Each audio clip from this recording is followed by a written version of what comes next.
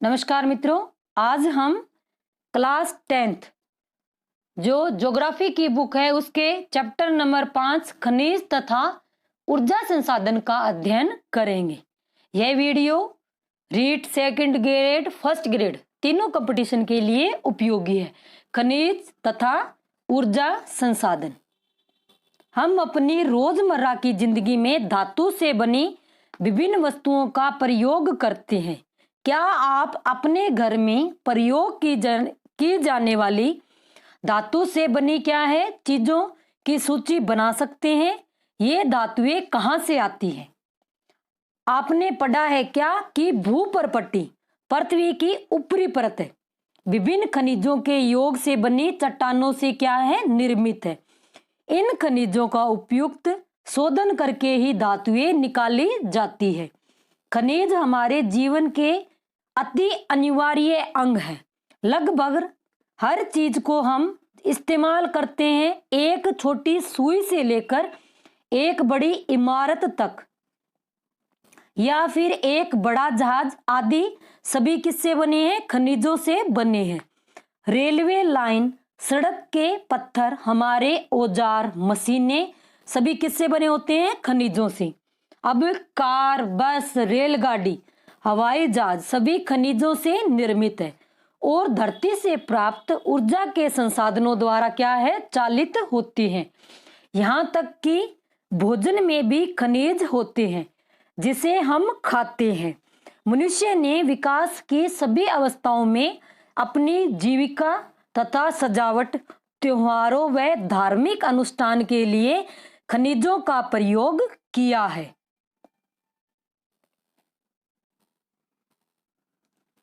खनिज व दंत मंजन से एक उज्जवल मुस्कान, यानी इसमें एक दांतों के बारे में इसमें बताया कि भी किसमें। अब आगे है खनिज क्या है? भूवैज्ञानिकों के अनुसार खनिज क्या है? एक प्राकृतिक रूप से विद्यमान समरूप तत्व है जिसकी एक निश्चित आंतरिक संरचना है। खनिज प्रकृति में अनेक रूपों में पाए जाते हैं जिसमें कठोर हीरा व नरम चूना पत्थर तक सम्मिलित है। खनिज इतने विविध क्यों है कि जो खनिज पदार्थ है वो इतनी विविध क्यों है? आप चट्टानों के विषय में पहले ही पढ़ चुके हैं। अब चट्टानें क्या है? खनिजों के समरूप तत्वों के यौगिक है। कुछ चट्टानें जैसे चूना पत्थर केवल एक ही खनिज से बनी है, लेकिन अधिकतर चट्टानें विभिन्न अनुपातों के अनेक खनिजों का योग है। यानी कई चट्टानें हैं वहां लोहा भी निकल जाएगा, कोयला सब ऐसे ही निकल जाएंगे, और जो चूना पत्थर की चट्टानें होती है वो सिर्फ उसमें चूना पत्थर ही निकलता है। यद्यपि 2000 से अधिक खनिजों की पहचान की जा चुकी है। कितने खनिजों की पहचान हो चुकी है? 2000 की। लेकिन अधिकतर चट्टानों में केवल कुछ ही खनिजों की बहुतायत है। एक खनिज विशेष जो निश्चित तत्वों का योग है, उन तत्वों का निर्माण उस समय के भौतिक व रासायनिक परिस्थितियों का परिणाम है। इसके फलस्वरूप ही खनिजों में विविध रंग, कठोरता, चमक, घनत्व तथा विविध क्रिस्टल पाए जाते हैं। भूवैज्ञानिक इन्हीं विशेषताओं के आधार पर खनिजों का वर्गीकरण करते हैं। अब भूगोलविदों व भूवैज्ञानिकों द्वारा खनिजों का अध्ययन। अब जो भूगोलविद स्थलाकृतियों की बेहतर जानकारी हेतु खनिजों का अध्ययन भूपृष्ठ के एक अंश के रूप में करते हैं। अब भूगोलवेत्ता खनिज संसाधनों के वितरण व खनिजों से संबंधित आर्थिक क्रियाओं में ज्यादा रुचि रखते हैं, परंतु एक भूवैज्ञानिक खनिजों का निर्माण प्रक्रिया, इनकी आयु व खनिजों के भौतिक व रासायनिक संगठन से संबंधित विषयों की जानकारी रखते हैं। सामान्य व वाणिज्यिक व्यापारिक उद्देश्य हेतु खनिज निम्न प्रकार से वर्गीकृत किए जाते हैं। अब खनिजों का वर्गीकरण, अब इसमें आ गए धात्विक खनिज और अधात्विक और ऊर्जा खनिज। अब धात्विक खनिज में आ जाएंगे लोह धातु, जिसमें लोहे का अंश हो, जैसे लोहे, एसक, मैग्नीज, निकल और कोबाल्ट। अब अधात्विक में कौन से आ जाएंगे? तांबा, सीसा, जस्ता व बॉक्साइट। बहुमूल्य खनिज जैसे सोना, चांदी, प्लेटिनम आदि। अब अधात्विक खनिज में कौन से आ जाएंगे? अभ्रक, नमक, पोटास, सल्फर, चूनासम, चूना पत्थर, संगमरमर और बलुआ पत्थर इसमें शामिल है। अब ऊर्जा खनिज, कोयला, पेट्रोलियम तथा प्राकृतिक गैस क्या है? ऊर्जा खनिज की श्रेणी में आते हैं। अब खनिजों की उपलब्धता, खनिज कहाँ पाए जाते हैं? सामान्य खनिज अयस्कों में पाए जाते हैं। किसी भी खनिज में अन्य अवयवों या तत्वों के मिश्रण या संचयन हेतु अयस्क शब्द प्रयोग किया जाता है। खनन का आर्थिक महत्व तभी है, कब है? जब अयस्क में खनिजों का संचयन पर्याप्त मात्रा में हो। खनिजों के खनन की सुविधा इनके निर्माण व संरचना पर निर्भर है। खनन सुविधा इसके मूल्य को निर्धारित करती है। अतः हमारे लिए क्या है? मुख्य सेल समूहों को समझना अत्यंत आवश्यक है जिनमें ये खनिज पाए जाते हैं। अब खनिज प्राय क्या है? निम्न सेल समूहों से प्राप्त होते हैं। किनसे? अब आग्नेय व कायांतरित चट्टानों में खनिज क्या है? दरारों, जोड़ों, भ्रंशों व विद्रोह में मिलते हैं। छोटे जमाव सिराओं के रूप में, वृत्त जमाव परत के रूप में पाए जाते हैं। इनका निर्माण भी क्या है? अधिकतर उस समय होता है जब ये तरल अथवा गैसीय अवस्था में दरारों के सहारे भूपृष्ठ की ओर धकेले जाते हैं। ऊपर आते हुए ये क्या है? ठंडे होकर जम जाते हैं। मुख्य धात्विक खनिज जैसे जस्ता, तांबा, जिंक और सीसा आदि इसी तरह सिराओं व जमाओं के रूप में प्राप्त होते हैं। अब अनेक खनिज अवसादी चट्टानों, अब कायांतरित और आग्नेय चट्टानों में कौन सा आ गया? जस्ता, तांबा और जिंक। अब अवसादी चट्टाने के अनेक खनिज संस्तरों या परतों में पाए जाते हैं। अवसादी चट्टानों में किस हिसाब से पाए जाते हैं? परतों में। इनका निर्माण क्षैतिज परतों में निक्षेपण, संचयन व जमाव का परिणाम है। कोयला तथा कुछ अन्य प्रकार के लौह अयस्कों का निर्माण लंबी अवधि तक अत्यधिक क्या है कि अत्यधिक उष्मा व दबाव का परिणाम है। अवसादी चट्टानों में दूसरी श्रेणी के खनिजों में क्या क्या पाया जाता है? जिप्सम, पोटास, नमक व सोडियम सम्मिलित है। इनका निर्माण विशेषकर शुष्क प्रदेशों में वाष्पीकरण के फलस्वरूप होता है। खनिज के निर्माण की एक अन्य विधि क्या है? धरातलीय चट्टानों का अपघटन, यानी जो चट्टाने क्या है उनका जब अपघटन होता है, यानी जब चट्टाने टूटती है तो किसका निर्माण होता है? खनिजों का निर्माण होता है। तो चट्टानों में घुलनशील तत्वों के अपरदन के पश्चात अयस्क वाली अवशिष्ट चट्टाने रह जाती हैं। इनमें क्या है? बॉक्साइट का निर्माण इसी प्रकार होता है। यानी जब चट्टानों का अपक्षयन होता है तो किसका निर्माण होता है? बॉक्साइट का इससे निर्माण होता है। पहाड़ियों के आधार पर घाटी तल की रेत में क्या है? जलोढ़ जमाव के रूप में भी कुछ खनिज पाया जाता है। जलोढ़ मृदा यानी जो नई मिट्टी होती है, ये निक्षेप प्लेसर निक्षेप के नाम से जाने जाते हैं। इनमें प्राय ऐसे खनिज होते हैं जो जल द्वारा घर्षित नहीं होते। इन खनिजों में सोना, चांदी, टिन व प्लेटिनम प्रमुख है। अब इन चट्टानों में कौन सी होगी? निक्षेपण से और इनसे पाया जाता है। तो इसमें कौन सा हो गया? सोना और चांदी।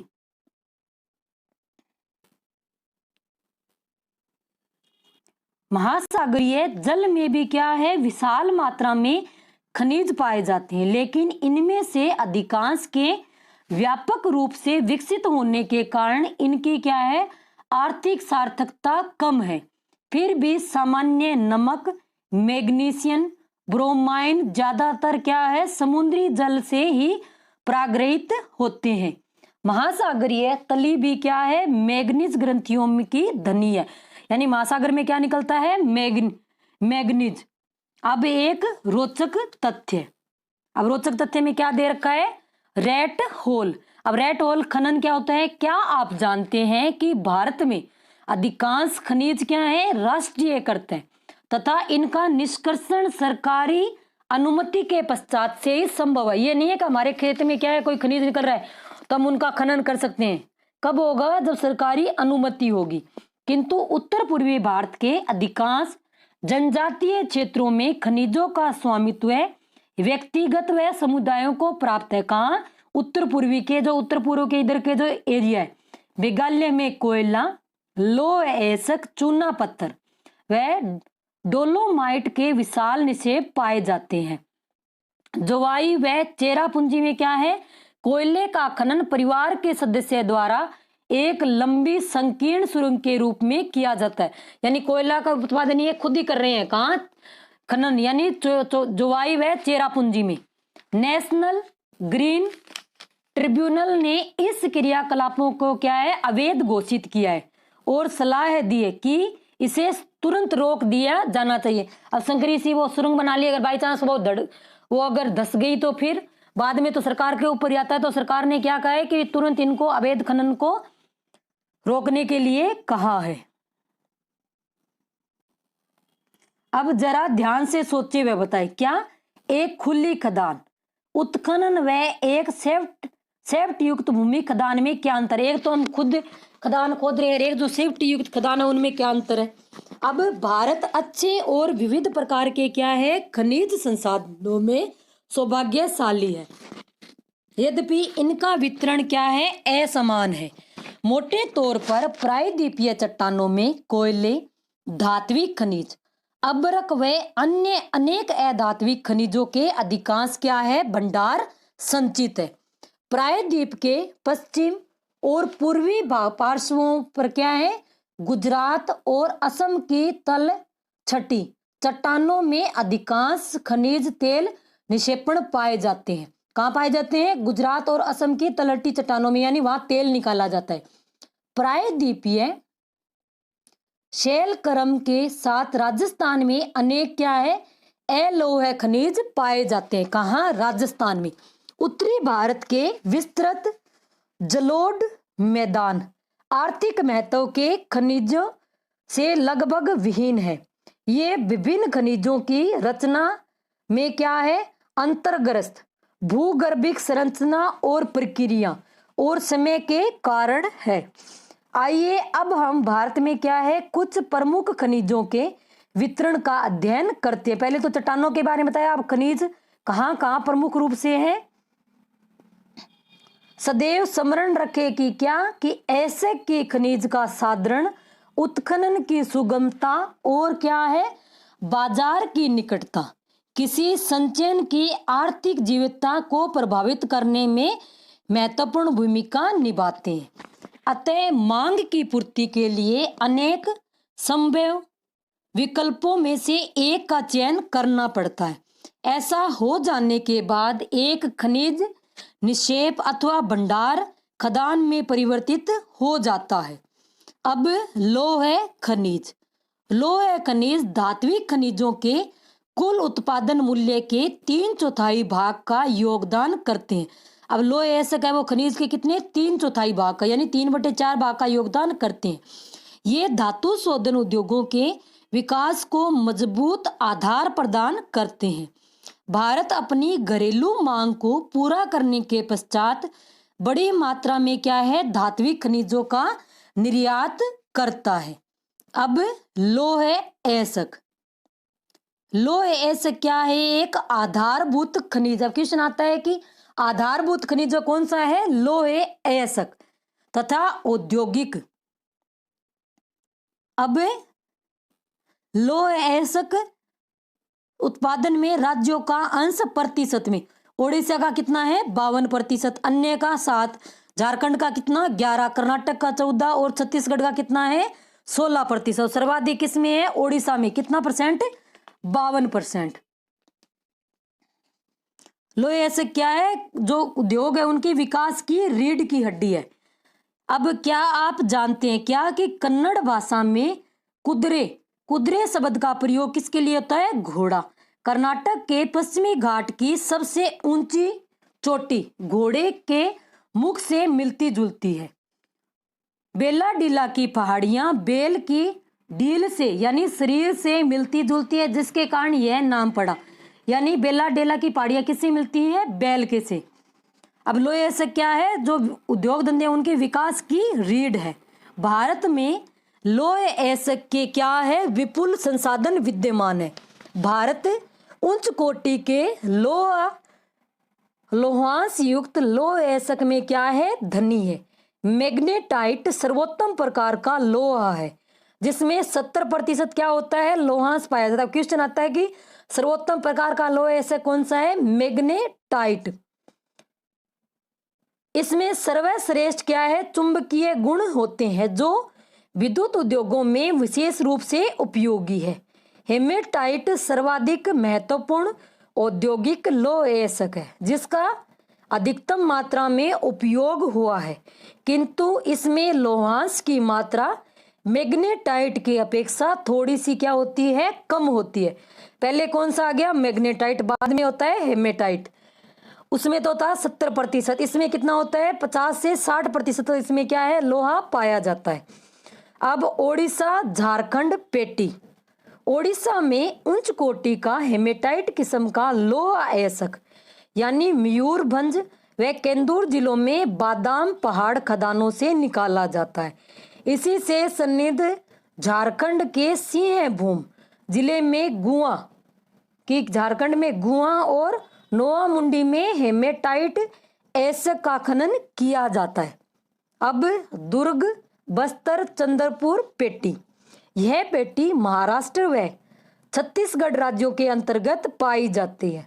छत्तीसगढ़ के बस्तर जिले में बेलाडीला पहाड़ी श्रृंखलाओं में अति उत्तम कोटि का हेमेटाइट पाया जाता है।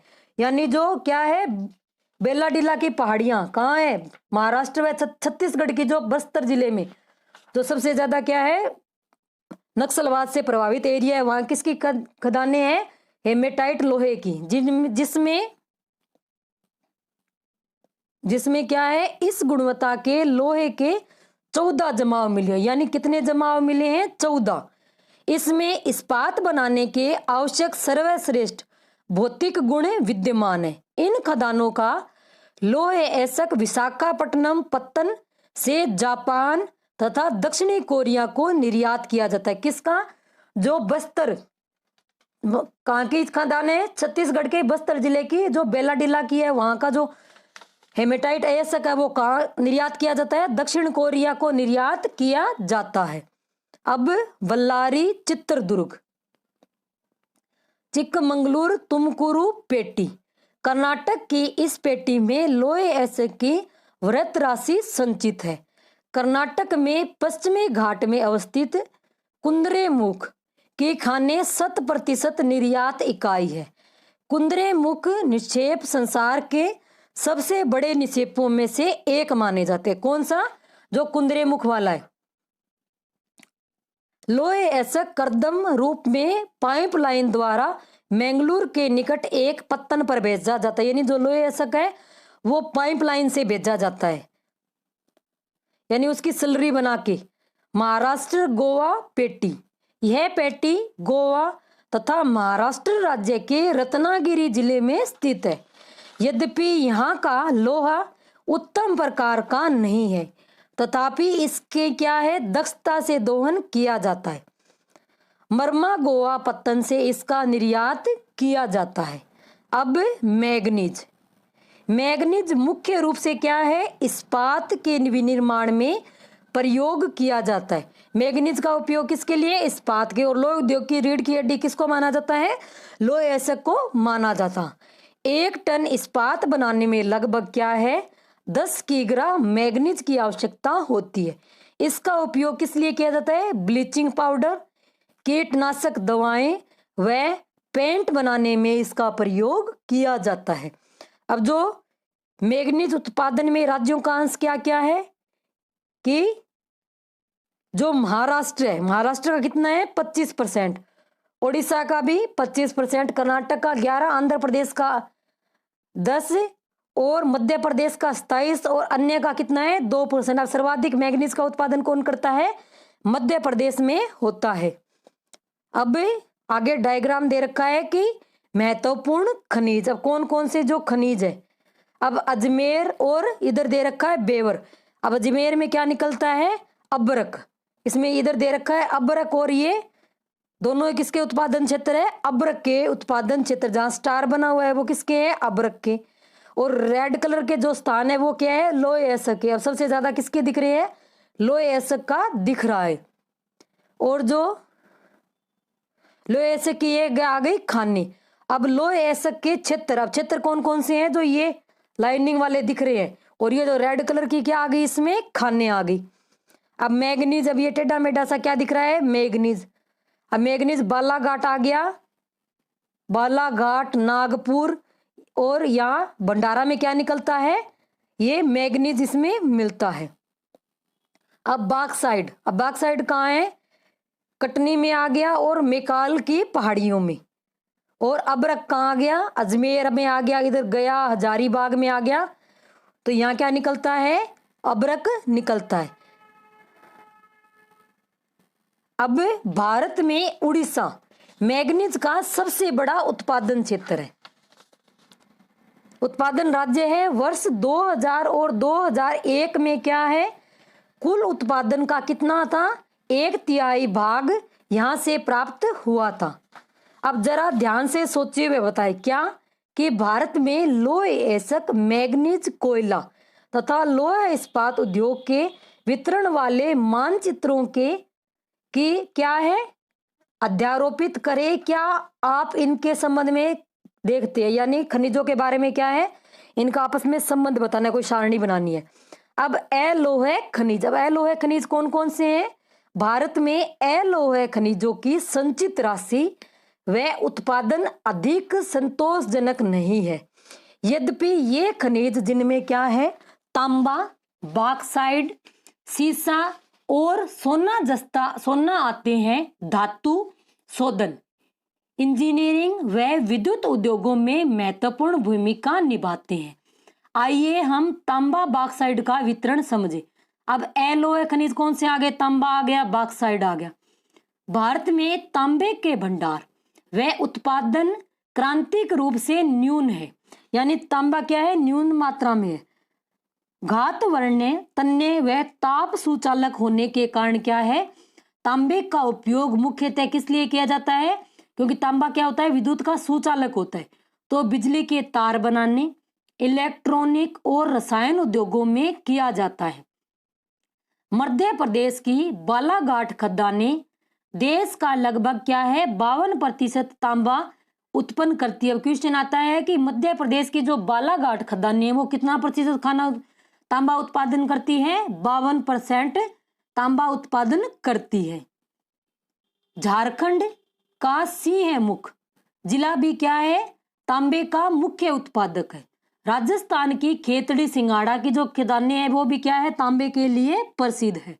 अब ये तांबे के क्षेत्र आ गए कि झारखंड का सिंहमुख जिला और मध्य प्रदेश के बालाघाट में क्या है? सर्वाधिक तांबा मिलता है। कहाँ? कितना परसेंट? 52%। अब बॉक्साइट, यद्यपि अनेक अयस्कों में एल्यूमिनियम पाया जाता है, परंतु सबसे अधिक एल्यूमिनिया क्ले, जिसे क्या कहते हैं? जैसे दिखने वाले पदार्थ बॉक्साइट से ही प्राप्त किया जाता है। एल्यूमिनियम किससे प्राप्त किया जाता है? बॉक्साइट से। बॉक्साइट निक्षेपों की रचना एल्यूमिनियम सिलिकेटों से समृद्ध व्यापक भिन्नता वाली चट्टानों के क्या है? विघटन से होती है। एल्यूमिनियम क्या है? एक महत्वपूर्ण धातु है क्योंकि यह लोहे जैसी शक्ति के साथ साथ अत्यधिक हल्का एवं सुचालक भी होता है। इसमें अत्यधिक घातवर्ध्यता भी पाई जाती है। भारत में बॉक्साइट के निक्षेप मुख्यतः क्या है? अमरकंटक के पठार, मेकाल पहाड़ियां, बिलासपुर, कटनी के पठारी प्रदेशों में पाई जाती है। लाइन इंपॉर्टेंट है कि बॉक्साइट कहाँ कहाँ है? अमरकंटक के जो पठार आ गए, मेकाल की पहाड़ियां और बिलासपुर, कटनी के पठारी प्रदेशों में पाए जाते हैं। अब ओडिशा में कितना पाया जाता है बॉक्साइट? 49%। गुजरात में 24%, झारखंड में 9%, छत्तीसगढ़ में कितना? 8%, और महाराष्ट्र में कितना? 8% पाया जाता है। ओडिशा भारत का सबसे बड़ा बॉक्साइट उत्पादक राज्य है। यहाँ कोरापुट जिले में क्या है? पंचपतमाली निक्षेप राज्य की सबसे महत्वपूर्ण बॉक्साइट निक्षेप है। अभी जो ऊपर पढ़ा है उसमें से आप सभी के लिए क्वेश्चन है कि जो भारत में तांबा है वो सर्वाधिक कहाँ पाया जाता है? मध्य प्रदेश में। तो मध्य प्रदेश में कितना प्रतिशत पाया जाता है? यानी सर्वाधिक तांबा कहाँ पाया जाता है? मध्य प्रदेश की खदानों में कितना? 51%, 52%, 53% या 54%। इसका आंसर आप कमेंट बॉक्स में जरूर दें। एल्यूमिनियम की खोज के बाद सम्राट क्या है? नेपोलियन तृतीय अपने कपड़ों पर एल्यूमिनियम से बने हुक व बटन बनवाता था। कौन? नेपोलियन तृतीय अपने खास मेहमानों को एल्यूमिनियम से बने बर्तनों में भोजन करवाता तथा आम मेहमानों को सोने व चांदी के बर्तनों में भोजन परोसा जाता। इस घटना के 30 वर्ष बाद क्या है? पेरिस में भिखारियों के पास एल्यूमिनियम के बर्तन एक आम बात थी। यानी जो रात क्या थे, जो मेहमान आते थे उनको तो किस में करवाता था? एल्यूमिनियम के, और आम जनता को किसमें? सोने चांदी के बर्तनों में खाना परोसा जाता था। अधात्विक खनिज। अभ्रक एक ऐसा खनिज है जो क्या है? प्लेटों अथवा पत्रक क्रम में पाया जाता। इसका चादरों में क्या है? विपाटन आसानी से हो सकता है। ये परतें इतनी महीन हो सकती है कि इनकी 1000 परतें कुछ क्या है? सेंटीमीटर ऊंचाई में समाहित हो जाती है। किसकी परतें? अभ्रक की। अभ्रक पारदर्शी काले, हरे, लाल और पीले अथवा क्या होते हैं? भूरे रंग का हो सकता है। इसकी सर्वोच्च परावैद्युत शक्ति, ऊर्जा ह्रास का विद्युत निम्न गुणांक, विषवाहन के गुण और उच्च वोल्टेज की क्या है? प्रतिरोधिता के कारण अभ्रक विद्युत व इलेक्ट्रॉनिक उद्योगों में प्रयुक्त होने वाली क्या है? अपरिहार्य खनिजों में से एक है। खंबे पे ऐसे व्हाइट व्हाइट लगे होते हैं, ऐसे व्हाइट या पीले रंग के, तो वो क्या है? अभ्रक के ऐसे गोल गोल चक्रे से होते हैं। अभ्रक के निक्षेप कहां से निकलता है? छोटा नागपुर पठार के उत्तरी पठारी किनारों पर पाए जाते हैं। बिहार, झारखंड की कोडरमा, गया, हजारीबाग पेटी अग्रणी उत्पादन है। राजस्थान के मुख्य अभ्रक उत्पादन क्षेत्र कौन से हैं?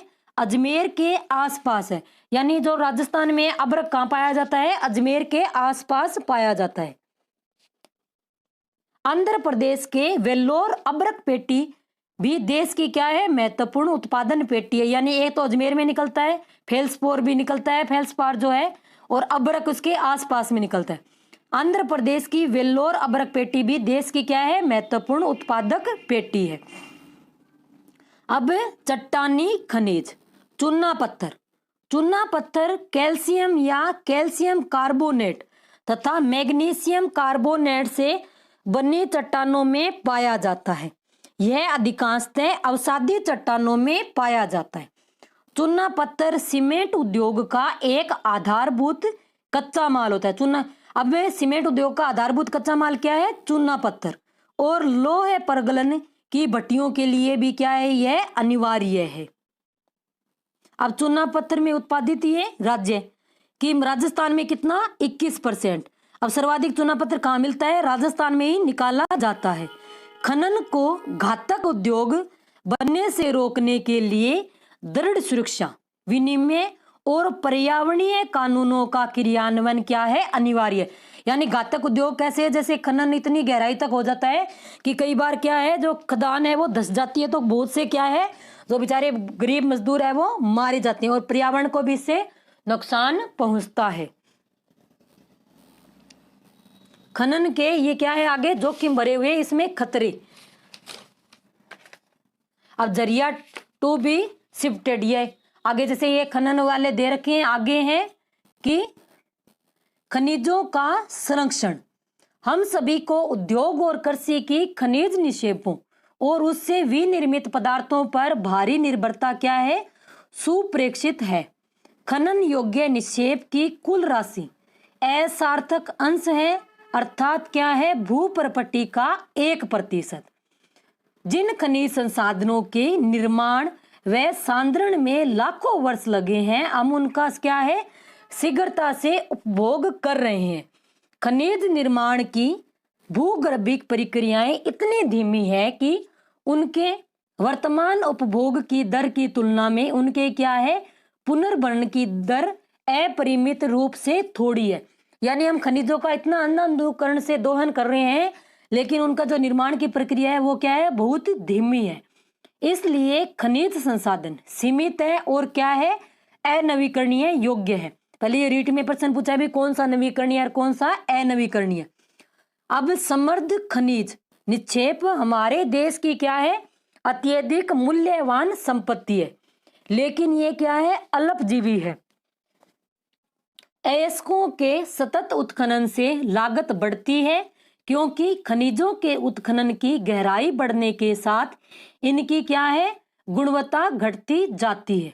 आपने खनिज संसाधनों को सुनियोजित एवं सतत पोषणीय ढंग से प्रयोग करने के लिए एक तालमेल युक्त प्रयास करना होगा। निम्न कोटि के अयस्कों का कम लागतों पर प्रयोग करने के लिए अत्यंत प्रौद्योगिकियों का सतत विकास करते रहना होगा। धातुओं का पुनर्चक्रण, रद्दी धातुओं का प्रयोग और अन्य क्या है, प्रतिस्थापनों का उपयोग भविष्य में हमारे लिए खनिज संसाधनों को संरक्षण के उपाय है। यानी हमें क्या, इनका उपयोग करना है और तालमेल बैठा के चलना है, ताकि आगे आने वाली भी पीढ़ियों को भी कुछ इन्हीं का लाभ मिल सके। अब ऊर्जा संसाधन, ऊर्जा सभी क्रियाकलापों के लिए उपयोगी। अब गर्मी लग रही है तो क्या करते हैं, पंखा चला लेते हैं, तो उसमें भी क्या है, ऊर्जा है। मिक्सी, अब जूस पीना है तो मिक्सी चला ली। खाना पकाने में, रोशनी व ताप के लिए, गाड़ियों के संचालन के लिए तथा उद्योगों में क्या है, मशीनों के संचालन में ऊर्जा की आवश्यकता होती है। ऊर्जा का उत्पादन ईंधन खनिजों जैसे कोयला, पेट्रोलियम, प्राकृतिक गैस, यूरेनियम तथा विद्युत से किया जाता है। ऊर्जा संसाधनों को परंपरागत तथा गैर परंपरागत साधनों में वर्गीकृत किया जा सकता है। अब ऊर्जा संसाधन कितने प्रकार के, 2। एक तो आ गया परंपरागत, दूसरा क्या हो गया, गैर परंपरागत। अब परंपरागत स्रोत कौन कौन से हैं, लकड़ी जो गोबर के उपले बनाए जाते हैं, कोयला, पेट्रोलियम, प्राकृतिक गैस तथा विद्युत। दोनों जल विद्युत व ताप विद्युत सम्मिलित है।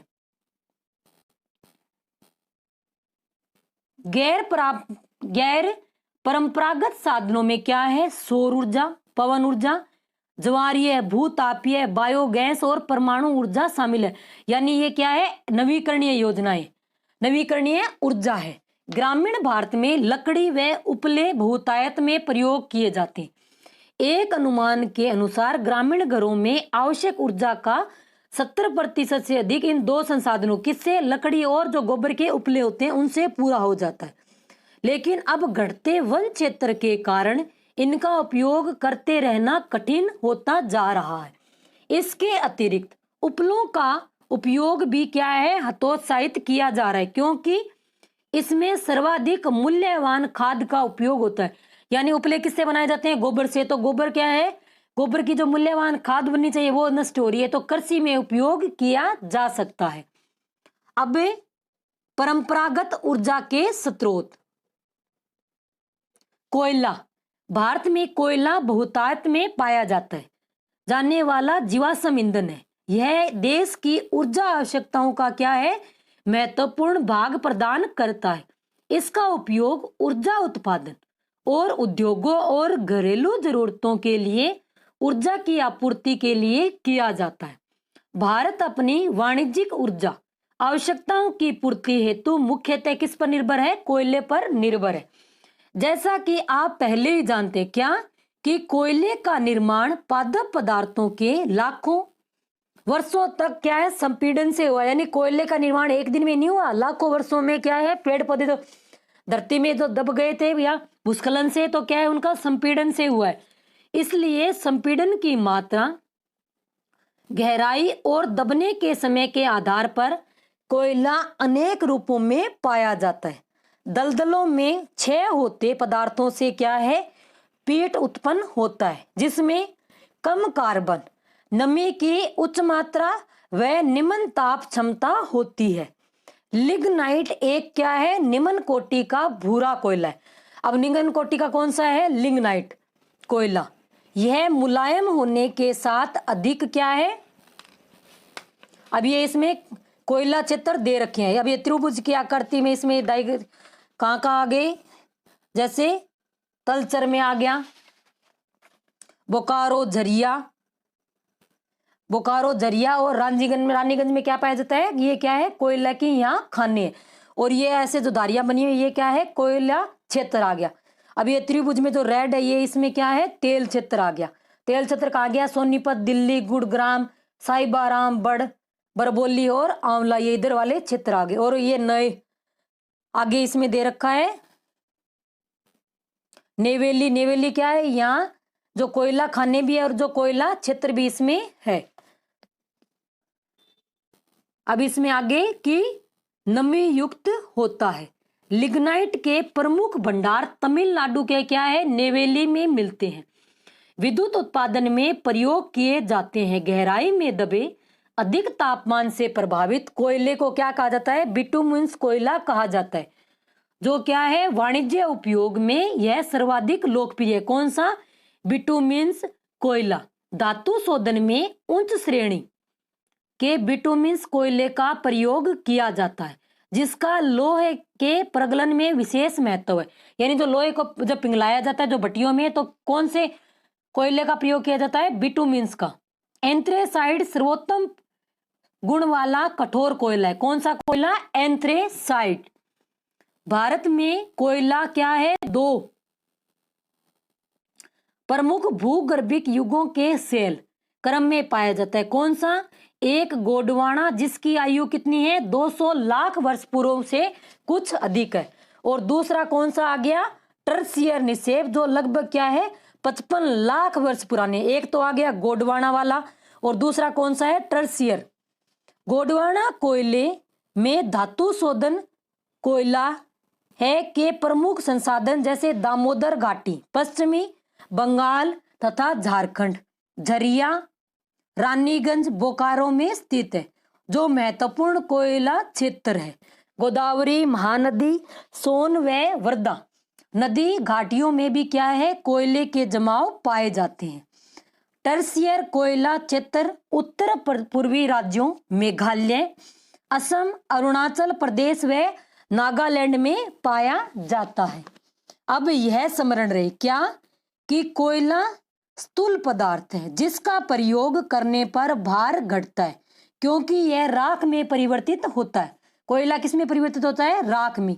इसी कारण भारी उद्योग व ताप विद्युत ग्रह कहाँ स्थापित किए जाते हैं, कोयला क्षेत्रों व उनके निकट स्थापित किए जाते हैं। अब पेट्रोलियम। भारत में कोयले के पश्चात ऊर्जा का दूसरा प्रमुख क्या है, पेट्रोलियम या खनिज तेल है। यह ताप व प्रकाश के लिए ईंधन, मशीनों को संयंत्र और अनेक विनिर्माण उद्योगों को क्या है, कच्चा माल प्रदान करता है। तेल शोधन शालाएं, संश्लेषित वस्त्र, उर्वर तथा असंख्य रसायन उद्योगों में एक नोडीय बिंदु का काम करती है। भारत में अधिकांश क्या है, पेट्रोलियम की उपस्थिति किससे है, टर्सियर युग की सेल संरचनाओं में अपंती व भ्रंश ट्रैप में पाई जाती है। तो कोयला किस में, तो एक तो गोंडवाना और एक टर्सियर में, जबकि पेट्रोलियम किस युग की, टर्सियर युग की जो सेल यानी जो चट्टानें हैं उनमें पाया जाता है। वलन व अपनति और गुंबदों वाले प्रदेशों में यह वहां पाया जाता है जहां उद्वलन के शीर्ष में क्या है, तेल ट्रैप हुआ होता है। तेल धारक परत संरंधन चूना पत्थर या क्या है, बालू पत्थर होता है, जिसमें से तेल प्रवाहित हो सकता है। मध्यवर्ती असंरंधन परतें तेल को ऊपर उठने व नीचे रिसने से क्या है, रोकती है।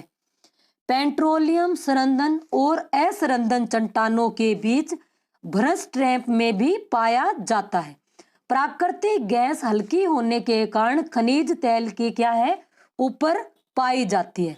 भारत में मुंबई, हाई, गुजरात और असम क्या है, प्रमुख पेट्रोलियम उत्पादन क्षेत्र है। भारत में कौन कौन से हो गए, एक तो मुंबई, हाई, गुजरात और असम में क्या है, पेट्रोल का उत्पादन होता है। भारत के मानचित्र में 3 प्रमुख अपतटीय तेल क्षेत्र चिन्हित करें, यानी इनको चिन्हित करना है। ये बच्चों के लिए कार्य दे रखा है इसमें। अंकलेश्वर गुजरात का सबसे महत्वपूर्ण तेल क्षेत्र है। असम भारत का क्या है, सबसे पुराना तेल उत्पादक क्षेत्र है। डिगबोई, नहरकटिया और मोरन हुगरी जन इस राज्य के महत्वपूर्ण तेल क्षेत्र है। डिगबोई और ये कहाँ है, आसाम के ये क्षेत्र है। अभी जो ऊपर पढ़ा है उसमें से आप सभी के लिए क्वेश्चन है कि जो कोयला है वो परंपरागत ऊर्जा के स्रोत या गैर परंपरागत ऊर्जा के स्रोत, किस में ये आता है, नवीकरण या अनवीकरणीय में। इसका आंसर आप कमेंट बॉक्स में जरूर दें। अब प्राकृतिक गैस, प्राकृतिक गैस एक महत्वपूर्ण क्या है, स्वच्छ ऊर्जा संसाधन है जो पेट्रोलियम के साथ साथ क्या है, अथवा अलग भी पाई जाती है।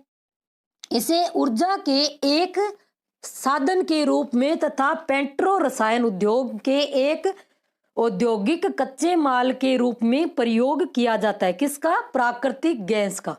कार्बन डाइऑक्साइड के कम उत्सर्जन के कारण प्राकृतिक गैस को पर्यावरण अनुकूल माना जाता है, इसलिए यह वर्तमान शताब्दी का ईंधन है। अब वर्तमान शताब्दी का ईंधन किसको कहा जाता है, प्राकृतिक गैस को कहा जाता है।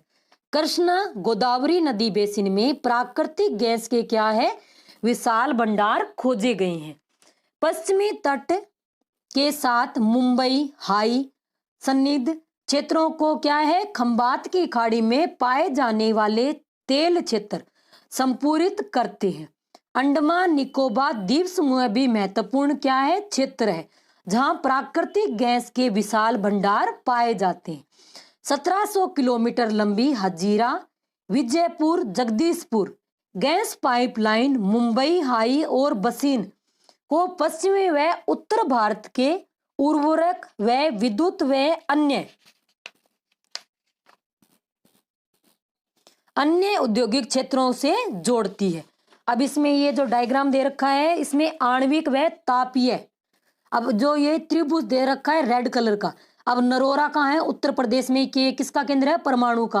रावतबाटा कहाँ है, राजस्थान में, इधर आ गया उक्कई आ गया, और एक तारापुर, तारापुर कहाँ है, ये महाराष्ट्र में। अब ये आ गया किंगा, किंगा, और एक आ गया इधर कल्पकम, ये कहाँ है। इन दोनों के अगर आपको पता है ये कौन से राज्य में है तो आप कमेंट बॉक्स में जरूर बताएं। और ये जो तापीय है, जो गोले वाले आ गई, ये कौन से आ गए यहाँ, तापीय ऊर्जा। अब तापीय ऊर्जा कहाँ है, हरदुआगंज आ गया, पनका आ गया, बरौनी आ गया, और ये क्या आ गया, बोगाई गांव में आ गया।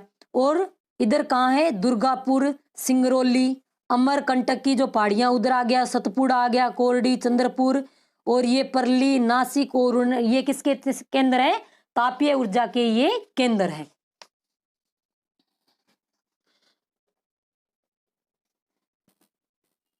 अब आगे है कि इस धमनी से क्या है, भारत के गैस उत्पादन के संवेग मिलते हैं। ऊर्जा व उर्वरक उद्योग प्राकृतिक गैस के क्या है, प्रमुख प्रयोगता है। गाड़ियों में तरल ईंधन का संपीड़ित प्राकृतिक गैस सीएनजी से क्या है, प्रतिस्थापन देश में लोकप्रिय हो रहा है। अब सीएनजी गैस क्या है, लोकप्रिय हो रही है, इसको क्या है, प्राकृतिक गैस आधुनिक जो इसको क्या है, ईंधन इसको भी बोला जाता है। अब विद्युत, आधुनिक विश्व में विद्युत के अनुप्रयोग इतने ज्यादा विस्तृत है कि इसके प्रति क्या है, व्यक्ति उपभोग को विकास का सूचकांक माना जाता है। विद्युत मुख्यतः 2 प्रकार से उत्पन्न की जाती है। कैसे, प्रवाही जल से जो हाइड्रो टरबाइन चलाकर, यानी ऐसे वो टरबाइन होते हैं वो चलते रहते हैं और जल विद्युत उत्पन्न होती रहती है। दूसरा कौन सा है, अन्य ईंधन जैसे कोयला, पेट्रोलियम व प्राकृतिक गैस को जलाने से टरबाइन चलाकर ताप विद्युत उत्पन्न की जाती है। एक बार उत्पन्न हो जाने के बाद विद्युत एक जैसी ही होती है। तेज बहते जल से क्या है, जल विद्युत उत्पन्न की जाती है, जो एक नवीकरण योग्य संसाधन है। यानी जल ऊर्जा है वो क्या है, नवीकरण योग्य संसाधन है। कोयला क्या है, अनवीकरण। भारत में अनेक बहुउद्देशीय परियोजना जैसे जो विद्युत ऊर्जा, अब विद्युत ऊर्जा किस किस से, भाखड़ा नांगल, दामोदर घाटी कॉरपोरेशन और कौन सी है, कोपिली हाई डल परियोजना आदि, ये किसके हैं, जल विद्युत की। ताप विद्युत कोयला, पेट्रोलियम तथा प्राकृतिक गैस के प्रयोग से उत्पन्न की जाती है। ताप विद्युत ग्रह अनवीकरण योग्य जीवाश्मी ईंधन का प्रयोग कर विद्युत उत्पन्न करते हैं। अब अपने राज्य के ताप विद्युत ग्रह की जानकारी एकत्रित कीजिए और ईंधन का नाम लिखिए। अब राजस्थान में जो ताप ग्रह के अगर आणविक वाला देखिए तो कौन सा आ जाएगा, रावत भाटा कहाँ है, चित्तौड़गढ़ में। रावत भाटा चित्तौड़ में ही है शायद, इसमें डाउट है कि रावत भाटा कहाँ है, आप कंफर्म करना।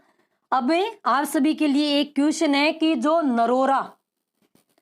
नरोरा ताप केंद्र है वो कौन से राज्य में है, मध्य प्रदेश में, उत्तर प्रदेश में, महाराष्ट्र में या गुजरात में।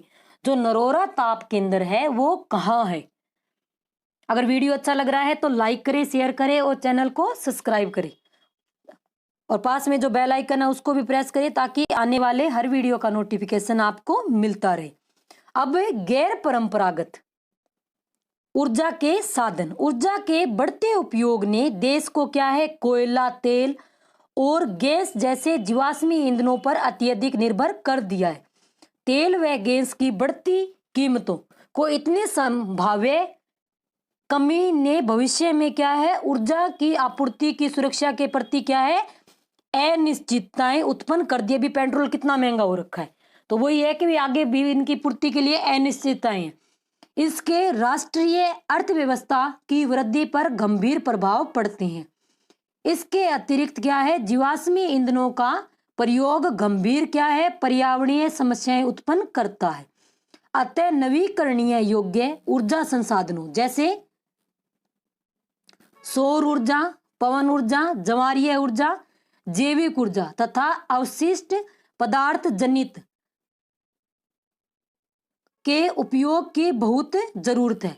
ये ऊर्जा के क्या है, गैर परंपरागत साधन कहलाते हैं। भारत धूप, जल तथा जीव भार साधनों से समृद्ध है। भारत में नवीकरण योग्य ऊर्जा संसाधनों के विकास हेतु बहुत कार्यक्रम भी बनाए गए हैं। यानी जो नवीकरणीय योजना के क्या है, कई कार्यक्रम बनाए गए हैं। परमाणु अथवा आणविक ऊर्जा, परमाणु अथवा आणविक ऊर्जा क्या है, अणुओं की संरचना को बदलने से प्राप्त की जाती है। जब ऐसा परिवर्तन किया जाता है तो उष्मा के रूप में क्या है, काफी ऊर्जा विमुक्त होती है। इसका उपयोग विद्युत ऊर्जा उत्पन्न करने में किया जाता है। यूरेनियम और थोरियम जो झारखंड और राजस्थान की क्या है, अरावली पर्वत श्रृंखला में पाए जाते हैं का प्रयोग किस लिए किया जाता है, परमाणु अथवा आणविक ऊर्जा के उत्पादन में किया जाता है। केरल में मिलने वाले मोनाजाइट रेत में भी क्या है, थोरियम की मात्रा पाई जाती है। कहाँ पाई जाती है, केरल में जो मिट्टी मिलती है उसमें कौन से खनिज की पाई जाती है, मोनाजाइट रेत में थोरियम। थोरियम किस लिए आता है, जो आणविक ऊर्जा का जिससे बनाई जाती है। भारत के मानचित्र में 6 परमाणु ऊर्जा संयंत्रों की अवस्थिति दिखाई गई है। उनके राज्यों के नाम ज्ञात करें, उनकी अवस्थिति भी। इनके जैसे नरोरा कहाँ है, उत्तर प्रदेश में। रावत भाटा कहाँ आ गया, राजस्थान में। अब तारापुर कहाँ है, महाराष्ट्र में। अब सौर ऊर्जा, भारत एक क्या है, उष्ण कटिबंधीय देश है। यहाँ क्या है, सौर ऊर्जा के दोहन की असीम संभावनाएं है। फोटोवोल्टाइक प्रौद्योगिकी द्वारा धूप को सीधे क्या है, विद्युत में परिवर्तित किया जाता है। भारत के ग्रामीण तथा सुदूर क्षेत्रों में सौर ऊर्जा तेजी से लोकप्रिय हो रही है। कुछ बड़े सौर ऊर्जा संयंत्र देश के विभिन्न भागों में स्थापित किए जा रहे हैं। ऐसी अपेक्षा है कि सौर ऊर्जा के प्रयोग से क्या है, ग्रामीण घरों में उपलों और लकड़ी पर निर्भरता को न्यूनतम किया जा सकता है। यानी प्रत्येक घर पर अगर सोलर प्लेट लग जाए तो उससे क्या है, ईंधन की प्राप्ति हो जाएगी और लकड़ी और उपलों पर क्या है, निर्भरता कम हो जाएगी और फलस्वरूप यह पर्यावरण संरक्षण में योगदान देगा और कृषि में भी क्या है, खाद्य की पर्याप्त आपूर्ति इससे होती रहेगी। अब पवन ऊर्जा। भारत में पवन ऊर्जा के उत्पादन की महान संभावनाएं हैं। भारत में पवन ऊर्जा के विशालतम पेटी कहाँ है? तमिलनाडु में कहाँ है? नागरकोइल से मदुरई तक अवस्थित है। इसके अतिरिक्त आंध्र प्रदेश, कर्नाटक, गुजरात, केरल, महाराष्ट्र और लक्षद्वीप में भी महत्वपूर्ण पवन ऊर्जा फार्म है। नागरकोइल और जैसलमेर, जैसलमेर कहाँ? राजस्थान में पवन ऊर्जा के प्रभावी प्रयोग के लिए जाने जाते हैं। यानी इनका क्या है, प्रभावी रूप से इनका प्रयोग किया जाता है। बायोगैस संयंत्र। अब बायोगैस, अब ये पवन चक्की लगी हुई है, ये आपकी देखी हुई होगी। इधर जब खाटू श्याम जी जाते हैं तो जीवन माता का जो मंदिर आता है वहां भी ये पवन चक्की लगी हुई है। ऐसे बहुत सी जगह, लेकिन प्रॉपर राजस्थान में सर्वाधिक कहाँ है? जैसलमेर में। अब बायोगैस, ग्रामीण इलाकों में झाड़ियों, कृषि अपशिष्ट, पशुओं और मानव जनित अपशिष्ट के उपयोग से क्या है, घरेलू उपभोग हेतु बायोगैस उत्पन्न की जाती है। जैविक पदार्थों के अपघटन से क्या है, गैस उत्पन्न होती है जिसकी तापीय सक्षमता मिट्टी के तेल, उपलों व चारकोल की अपेक्षा अधिक होती है।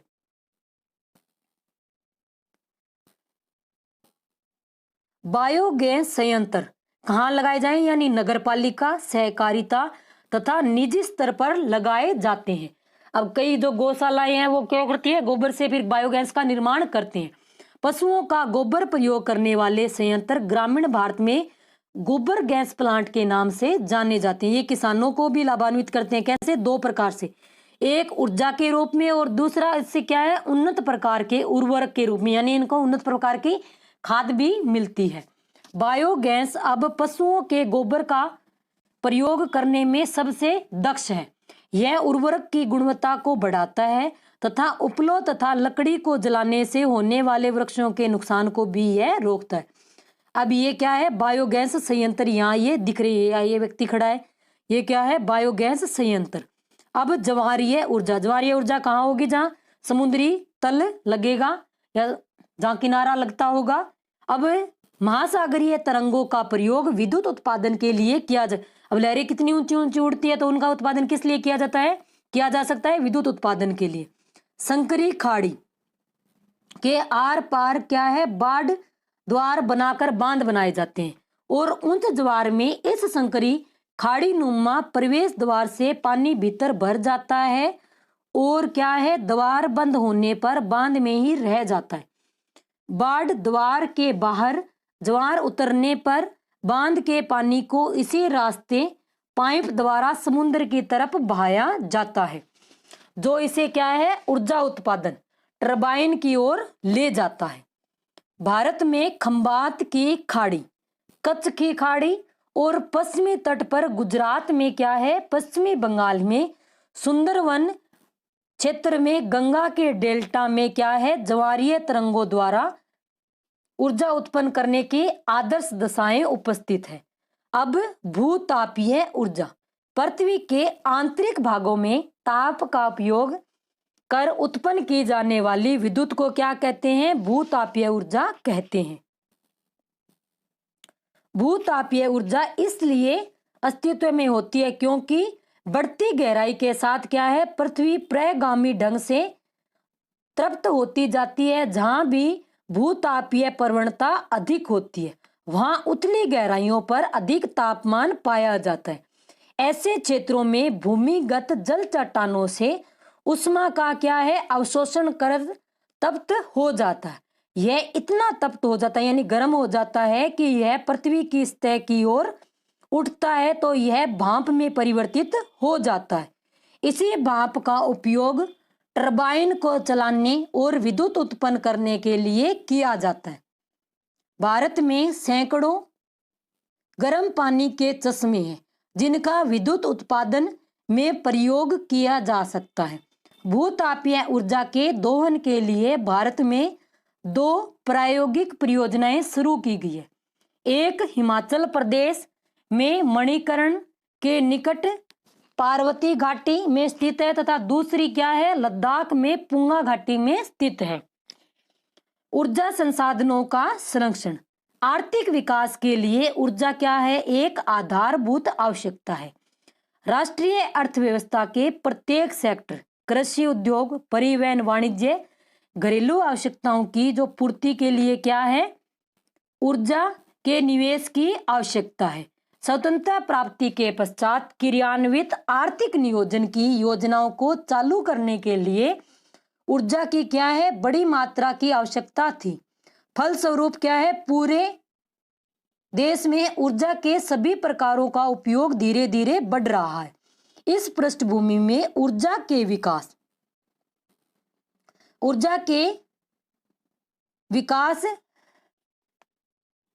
और संरक्षण की पनौती और नवीकरणीय ऊर्जा संसाधनों का बढ़ता प्रयोग सतत पोषणीय ऊर्जा के 2 प्रकार है।